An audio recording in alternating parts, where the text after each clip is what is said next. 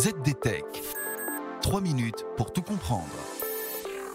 Bonjour à tous et bienvenue dans le ZDTech, le podcast quotidien de la rédaction de ZDNet. Je m'appelle Clarisse Trey et aujourd'hui, je vous explique ce qu'est le programme de e-résidence estonien et pourquoi il plaît autant aux nomades numériques et aux aspirants entrepreneurs.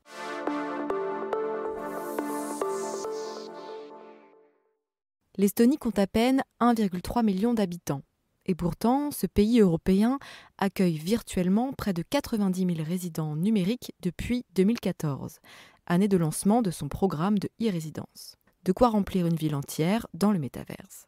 Ces e-résidents viennent des 4 coins du monde.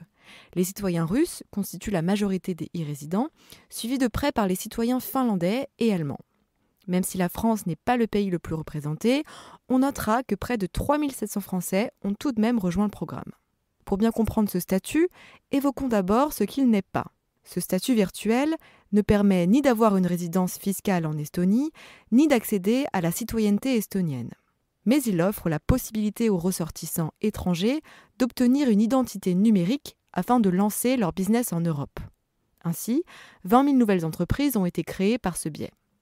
Au cours des 7 dernières années, le programme a ciblé les entrepreneurs, les freelances et les nomades numériques. L'informatique, le marketing en ligne et le commerce électronique font partie des domaines les plus populaires. Qu'est-ce que ce passeport virtuel a de si spécial ? Passons en revue les autres avantages. Tout d'abord, les aspirants entrepreneurs peuvent utiliser tout un tas de services dématérialisés pour simplifier la gestion de leur entreprise. L'Estonie, dans ce domaine, n'est pas en reste, puisque la quasi-totalité des services du pays se trouve sur Internet. Dans le même temps, les procédures administratives sont relativement simples. Il vous faudra une photocopie de votre passeport et quelques documents. Moyennant une centaine d'euros, la demande implique une vérification des antécédents par la police et les gardes-frontières estoniens. Ce processus est suivi d'un déplacement du demandeur à l'ambassade d'Estonie pour fournir ses empreintes digitales. Une fois cette procédure terminée, les candidats reçoivent leur kit de résidence électronique. Dans celui-ci, une carte d'identité numérique, un lecteur de carte et des codes PIN permettront aux nouveaux résidents virtuels de signer, chiffrer et envoyer des documents par voie numérique. Du reste, une adresse légale ainsi qu'une personne de contact en Estonie vous seront également demandées par la suite pour enregistrer une société en ligne.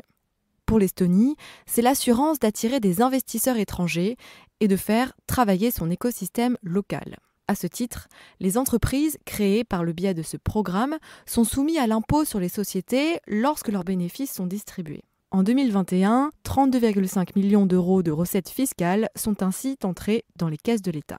Et voilà, on a fait le tour du sujet. Pour en savoir plus, rendez-vous sur zdnet.fr et retrouvez tous les jours un nouvel épisode du ZDTech sur vos plateformes de podcast préférées. ZDTech. 3 minutes pour tout comprendre.